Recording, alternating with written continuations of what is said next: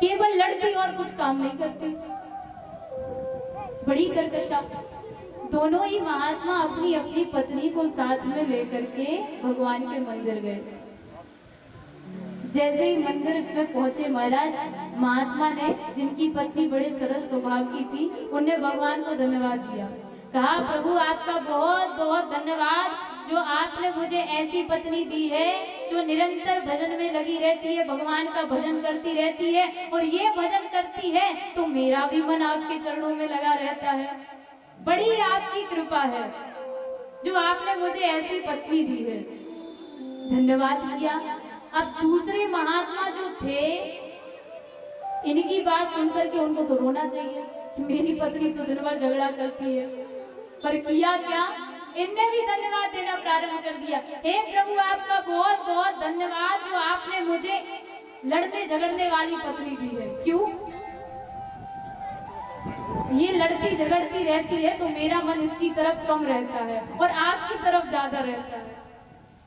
अगर ये नहीं लड़ती होती तो मेरा मन इसकी तरफ ज्यादा रहता। धन्यवाद देने की आदत डालिए।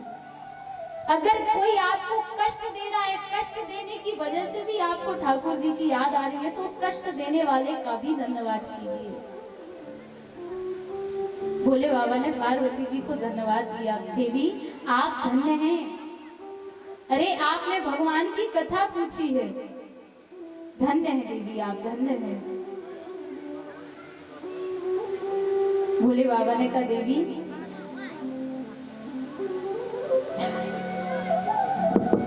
मैं आपको कथा सुनाऊंगा। मुझे आपके सारे जो आपने प्रश्न किए, वो सारे प्रश्न मुझे बड़े सुंदर लगे, पर एक बात, क्या? एक बात नहीं मोहे सुहाना, जदपि मोह वश कहे भगवान। एक मुझे आपकी बात अच्छी नहीं लगी। तुरंत भोले बाबा ने पार्वती जी का बचाव भी किया। ये नहीं कि दोष दे दिया कि आपने ये प्रश्न गलत किया। क्या कहा? जदपि मोह वश कहे भगवान। एक बात मुझे आपकी अच्छी नहीं लगी, पर पार्वती जी मुझे पता है आपने वो मोह के बस में आकर के कही है। कौन सी बात? बोले आपने कहा,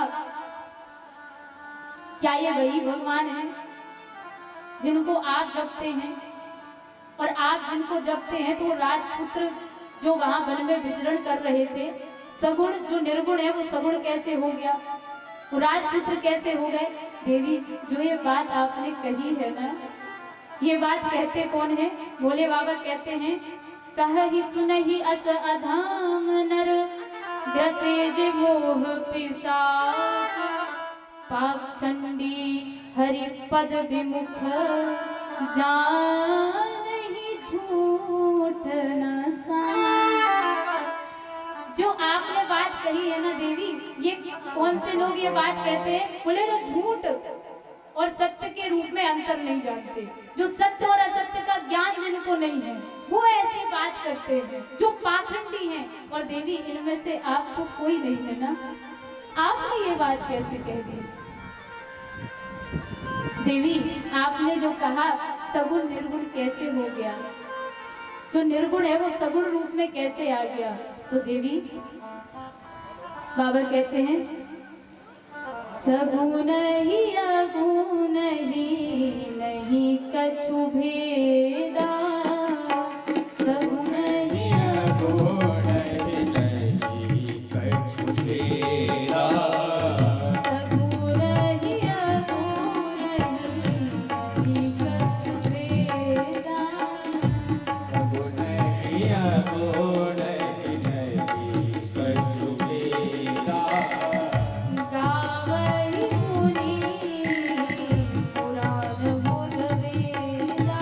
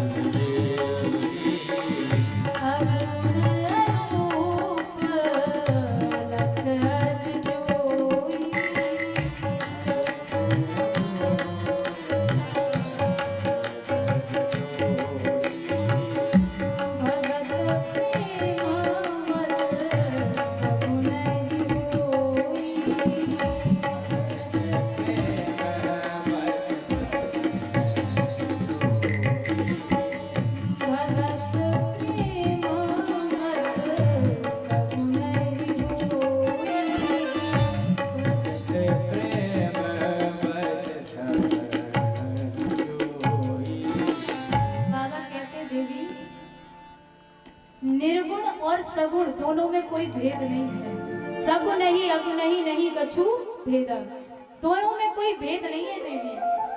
भोले बाबा पार्वती जी को समझाते हैं, देवी जल पानी का कोई आकार होता है? बताइए, होता है पानी का कोई आकार? गिलास में डालेंगे गिलास के आकार का हो जाएगा, बाल्टी में डालेंगे उसके आकार का हो जाएगा, थाली में अगर डालेंगे जल को उसके आकार का हो जाएगा। कोई आकार होता है? नहीं।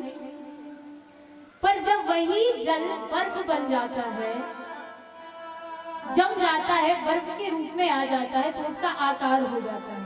पर है तो वो जल। जब जल बर्फ बन गया तो आकार में आ गया, उसका एक आकार हो गया। वैसे ही निर्गुण है, निर्गुण भगवान का कोई आकार नहीं है देवी। पर भगवान के भक्त जब इच्छा करते हैं प्रभु को सगुण रूप में देखने की, जब भगवान के भक्त इच्छा करते हैं कि प्रभु को आकार में देखा जाए, स्वरूप में देखा जाए, और जैसी कल्पना भगवान के भक्त करते हैं उन्हीं की कल्पना को पूर्ण करके भगवान सगुण रूप में आ जाते हैं। भगवान सगुण का रूप धारण कर लेते हैं। भगवान का कोई आकार नहीं है, निर्गुण सगुण में कोई भेद नहीं है। अगर प्रेम से बुलाएंगे तो भगवान दर्शन देंगे। कोई कहे महाराज प्रेम कलयुग में कहाँ भगवान के दर्शन होते हैं? ये तो सब द्वापर त्रेता की बात है, कलयुग में कहाँ भगवान दर्शन देते हैं? हम तो यही विचार करते हैं ना कि अरे ये तो कलयुग है, कलयुग में भगवान कहाँ आके हम जैसों को दर्शन देंगे। एक बार प्रेम से बुलाइए तो। कर्मा बाई को आप सभी जानते हैं? कर्मा बाई जानते हैं? कौन कौन जानता है कर्मा बाई को? कोई नहीं जानता। कर्मा बाई भगवान की भक्त थी। क्या हुआ महाराज, एक दिन कर्मा बाई दोपहर का समय था, ठाकुर जी के मंदिर में गई, कृष्ण भगवान के मंदिर में गई। कर्मा बाई जैसे ही मंदिर में पहुंची, जाकर के देखा तो पुजारी जी भगवान को भोग लगा रहे थे। कर्मा बाई ने जैसे ही देखा भगवान से कहा, अरे प्रभु ये पुजारी जी तो आपको भूखा मार डालेगा। बताओ, सुबह से आपको कुछ खाने नहीं दिया और दोपहर में भोग लगा रहा है। सुबह से आप भूखे हैं, दोपहर में भोग लगा रहा है। प्रभु अगर आप मेरी बात माने, देखो आप बालक हैं, आपको सुबह से भी तो भूख लगती होगी ना। अगर आप मेरी बात माने तो एक काम किया कीजिए। क्या? आप सुबह सुबह मेरे घर आ जाया करिए। आप मेरे घर आएंगे ना तो मैं आपको अपने हाथों से भोजन करवाऊंगी। कर्मा बाई ये बोल करके चली गई। प्रातः काल कर्मा बाई उठी 5 बजे। 5 बजे उठ के ना आंगन साफ किया, ना स्नान किया, ना घर को साफ किया, कुछ नहीं किया महाराज। तुरंत उठ करके बिना स्नान किए ही रसोई घर में प्रवेश कर लिया और भगवान के लिए खिचड़ी बनाने लगी। खिचड़ी बनाई। 6 बजे का समय था कि द्वार पर एक 8 वर्ष का बालक आ गया। बोले मैया कल तुम कह करके आई थी ना कि तुम मुझे भोजन करवाओगी, देखो मैं आ गया, जल्दी से भोजन करवाओ। अगर पुजारी जी ने पट खोल दिया तो मुझे जाना पड़ेगा, इसलिए जल्दी जल्दी भोजन करवाओ। कर्मा बाई ने कहा हाँ हाँ आपका भोजन बन गया है, मैंने तैयार कर दिया अपने हाथों से, आपके लिए खिचड़ी बनाई है। तुरंत थाल में परोस करके लाई और अपने हाथों से ही भगवान को खिलाने लगी। प्रभु प्रेम से पाने लगे। पाई, भगवान ने कहा ठीक है मैया मैं चलता हूँ। भगवान वापस आ गए। ये नियम प्रतिदिन का बन गया महाराज। भगवान आते प्रातः काल कर्मा बाई के हाथ से खिचड़ी का भोग लगाते और चले जाते। प्रतिदिन का ये नियम हो गया। एक दिन कर्मा बाई के घर के बाहर से, द्वार के बाहर से एक महात्मा जी जा रहे थे। महात्मा जी ने देखा ये सुबह सुबह का समय है, प्रातः काल का समय है, और ये मैया प्रातः काल ही झूठे बर्तन साफ कर रही है। महात्मा जी ने कहा मैया तुम प्रातः काल ही भोजन के बर्तन साफ करिए, झूठे बर्तन साफ कर, तुमने भोजन कर लिया क्या इतने जल्दी? मैया ने कहा नहीं नहीं बाबा, मैंने भोजन नहीं किया, अभी अभी ठाकुर जी आए थे मेरे यहाँ, उनको ही भोग लगाया था, अभी गए हैं, इसलिए मैं उनके ही बर्तन साफ कर रही हूँ। महात्मा जी ने कहा अच्छा, तुम बड़ी भगत हो जो भगवान तुम्हारे यहाँ भोजन करने आएंगे। अरे ना तुमने स्नान किया है, ना तुमने घर साफ किया, भगवान तुम्हारे यहाँ आ जाएंगे। कर्मा बाई ने हाथ जोड़ लिए, कहा बाबा मुझे कुछ पता नहीं है, मैं तो ऐसे ही भोग लगाती, आप बताइए कुछ नियम हो तो, मैं तो कुछ जानती नहीं हूँ, जैसा मुझसे बनता है वैसे ही बना के भगवान को पवाती हूँ, आप बताइए कुछ नियम हो तो। महात्मा जी ने कहा अरे भैया, अगर ठाकुर जी को भोग लगाना है तो प्रातः काल उसके उठ के सर्वप्रथम घर को साफ करो, बुहारा लगाओ, आंगन को साफ करो, घर को पहले पवित्र करो, फिर स्वयं स्नान करो, स्नान करके रसोई घर में प्रवेश करो, फिर ठाकुर जी का भोग बनाओ। मैया ने कहा बाबा आपने अच्छा किया मुझे बता दिया, मुझे तो पता नहीं था, मैं तो बिना नहाए ही बिना स्नान किए ही भगवान को भोग लगाती थी। दूसरे दिन क्या हुआ महाराज, कर्मा भाई ने दूसरे दिन स्नान किया, घर को पहले साफ किया, स्नान किया, घर का काम करने में ही इतना समय लग गया और ठाकुर जी आ गए। ठाकुर जी ने कहा मैया बड़ी जोर की भूख लगी है, जल्दी से खिचड़ी दो। कर्मा बाई ने कहा अरे आज तो नहाने में ही, घर को साफ करने में ही इतना समय चला गया, आज तो खिचड़ी बनी नहीं, क्या खिलाऊं प्रभु को। मैया ने कहा आप बस थोड़ी सी प्रतीक्षा कीजिए, अभी बना करके लाती हूँ। कर्मा बाई जल्दी से रसोई घर में गई, खिचड़ी बनाई, लेकर के आई, गरम गरम खिचड़ी ठाकुर जी की थाली में परोसी, प्रेम से प्रभु ग्रहण करने लगे। तब तक इधर घंटी झालर मंदिर में बजने लगे। क्यों? भगवान के पट खोलने का समय हो गया, आज भगवान को देर हो गई, भगवान तो प्रेम से पा रहे हैं। इधर पुजारी जी ने क्या किया, भगवान ने देखा कि पुजारी जी तो पट खोलने वाले, मैया अगर मैं नहीं पहुंचा तो सबको पता चल जाएगा कि मैं तो यहाँ से गायब हूँ, क्या करूं। इधर घंटा झालर बज रहे हैं, भगवान ने जैसे इधर पुजारी जी ने पट खोलने के लिए अपना हाथ उठाया, इधर भगवान हाथ में खिचड़ी लेकर के ही दौड़े। जैसे ही दौड़े, पुजारी जी ने जैसे ही पट खोला तो जानते हैं क्या देखा, भगवान के मुखमंडल पर और दाहिने हाथ में प्रभु की खिचड़ी लगी हुई थी। जैसे ही देखा पुजारी जी की मति घूम गई, क्या हो रहा है। रात्रि में पुजारी जी को स्वप्न आया, पुजारी जी आप यही सोच रहे हैं ना कि मेरे हाथ में खिचड़ी कैसे आई। देखिए मैं आपको एक बात बता रहा हूँ, जो कर्मा मैया है ना, मैं रोज उनके यहाँ खिचड़ी पाने जाता हूँ, रोज उनके हाथ से खिचड़ी पाता हूँ। ये नियम चलता रहा।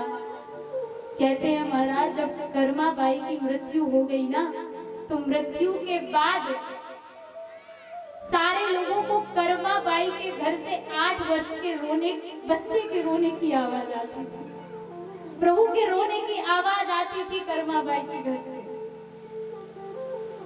ऐसा प्रेम कर्मा बाई का। भगवान रोते थे, अरे मेरी मैया मुझे आकर के खिचड़ी पवा दे, पर मैया तो है ही नहीं, रोज रोने की आवाज आती थी। और आज तक वो नियम बना हुआ है महाराज, आज भी जगन्नाथपुरी में भगवान को खिचड़ी का भोग लगाया जाता है आज तक। कहते हैं कि एकादशी को चावल स्पर्श करने से भी पाप लगता है, अपराध लगता है, पर जगन्नाथपुरी में एकादशी का भी कोई प्रभाव नहीं है। एक बार एकादशी जी पहुंची, बोले भगवान आज एकादशी, आज आपको खिचड़ी का भोग नहीं लगेगा। क्यों? एकादशी के दिन चावल को पाना, स्पर्श करना भी पाप होता है। ठाकुर जी ने कहा अच्छा तुम यहाँ आई हो कर्मा बाई की खिचड़ी छुटवाने, जाओ इसको ले जा करके जेल में बंद कर दो। आज भी महाराज जगन्नाथपुरी में भगवान के पीछे एक कारागार बना हुआ है, जो लोग गए होंगे उनको पता होगा, वहां भगवान ने एकादशी को उल्टा लटका के रखा है। खिचड़ी छुटवाओगी, प्रेम प्रेम जिसके अंदर है उसको ठाकुर जी आज भी दर्शन दे। कलयुग की तो है कर्मा बाई, किसने कहा कलयुग में भगवान नहीं आते। ज्ञान देने के लिए उद्धव जी गए गोपियों के पास। क्यों? अरे बड़ा कृष्ण कृष्ण करती रहती है, जाकर के ऐसा उपदेश दूंगा कि सब समझ जाएंगी और भगवान के जप करने में लग जाएंगी, भगवान का स्मरण करने में लग जाएंगी। पर गोपियों ने ही इनको पाठ पढ़ा दिया। क्या हुआ महाराज?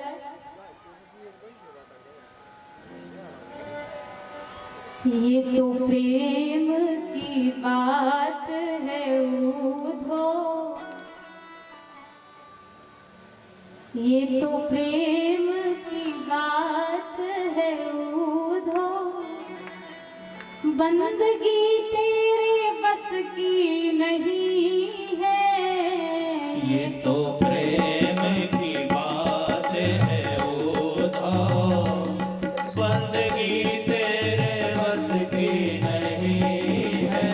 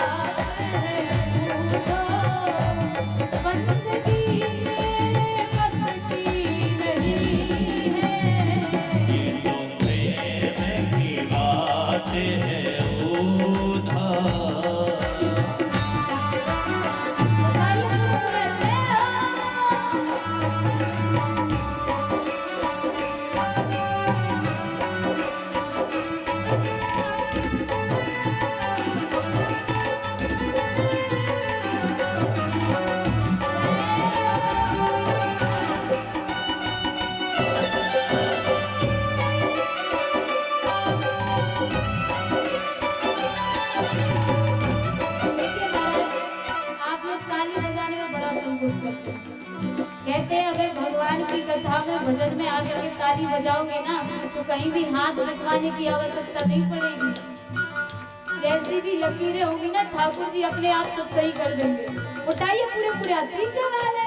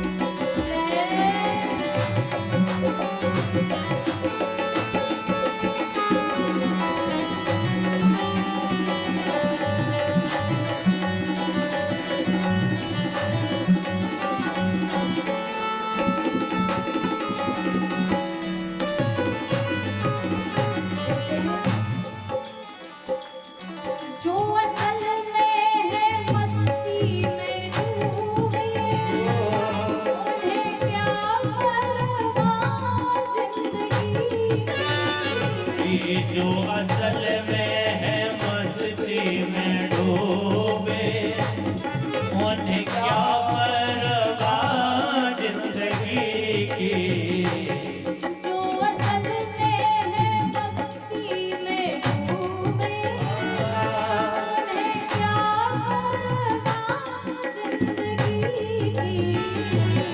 जो असल में है मस्ती में डूबे उन्हें क्या परवाह जिंदगी की। जो उतरती है चढ़ती है मस्ती। जो उतरती है चढ़ती है मस्ती। वो हकीकत में वो हकीकत में मस्ती नहीं है। ये तो प्रेम की बात है बस ही तेरे बस की नहीं है। ये तो प्रेम की बात है ओधा, ये बंदगी तेरे बस की नहीं है।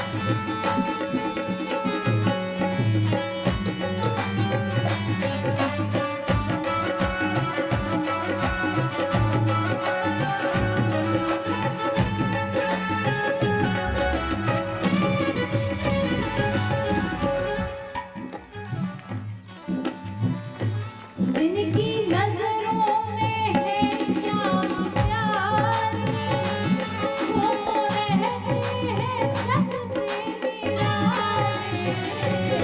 जिनकी नजरों में है श्याम प्यारे वो तो रहते हैं जग से निराले।